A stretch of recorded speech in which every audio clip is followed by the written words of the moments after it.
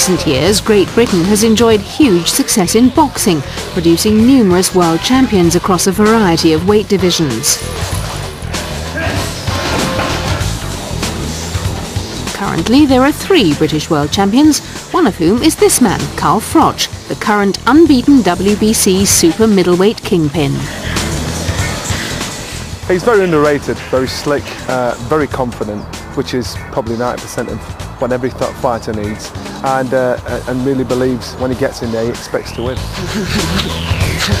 Nicknamed the Cobra, the Nottingham-born fighter was a late bloomer, only turning pro 8 years ago, following a successful amateur career which saw him win bronze at the 2001 World Championships in Belfast. Turning pro after a good amateur pedigree, I think, is essential if you're looking at doing anything serious as a professional. I picked up a medal in the World Championships, and I've gone on to do great things as a world champion. Had I not had the amateur pedigree, who knows? Since then, the 32-year-old has stacked up a record of 26-0, including 20 knockouts, and won numerous national and international titles. In 2008, the Englishman fought Canada's Jean Pascal for the vacant WBC world title. In front of a home crowd of 6,000 at the Nottingham Trent Arena, Froch and Pascal engaged in what many called the fight of the year.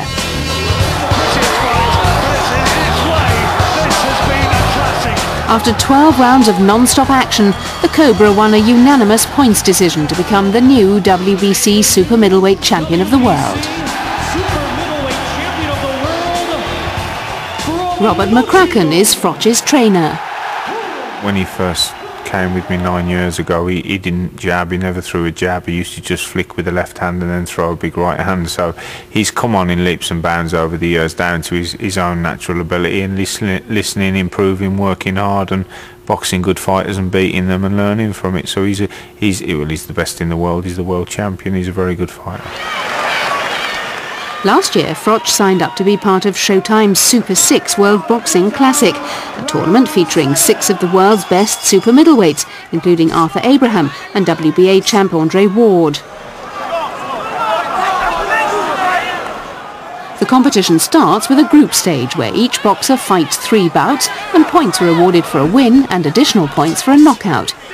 The top 4 then meet in the semi-finals, with the 2 winners moving on to a final.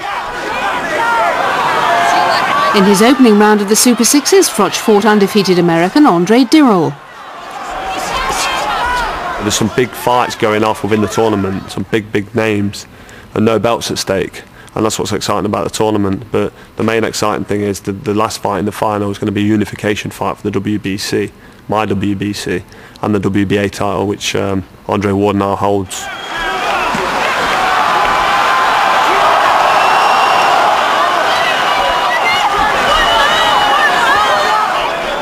Froch, using all his cunning skills and ring savvy, won via a very close split decision. His next bout is on April the 24th against Denmark's Kessler, a former 2-time world champion. Not that the 32-year-old is short on confidence.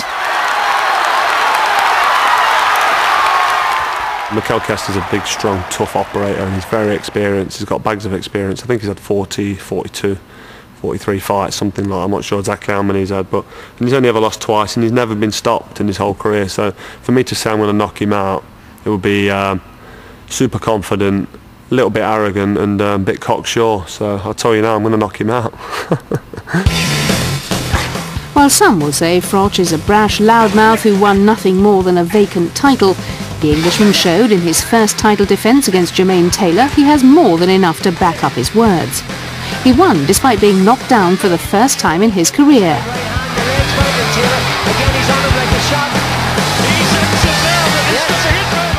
I needed the stoppage in the last round, not just the knockdown, the stoppage. And in the back of my mind I was thinking, maybe I need to get him out of here. So, you know, my trainer gave me the nod, told me what I needed to do.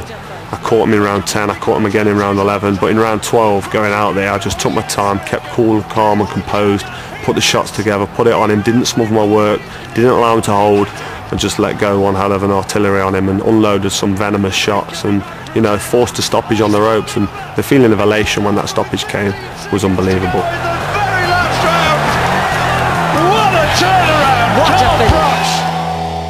While Taylor was the former undisputed super middleweight world champ, many believe the American was past his best when he fought Froch, and that Kessler represents a sterner challenge.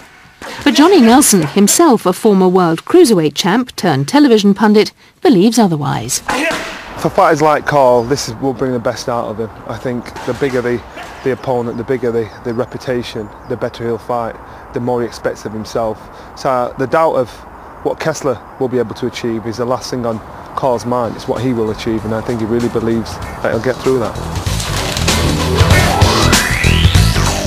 A win over the Viking Warrior would virtually secure the WBC title holder's passage through to the semis and make Carl Froch the favourite to win the Super Sixes. This would cement the Englishman as the best super middleweight in the world.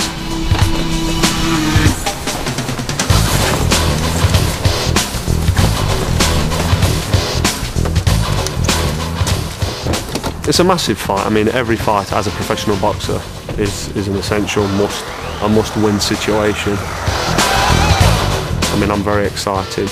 I'm undefeated. I punch hard, so I'm doing everything right. So things for me, they're going great. I think I'm in the prime of my career. I feel fit and strong. I'm looking forward to dominating on the world scene for the next 4 or 5 years.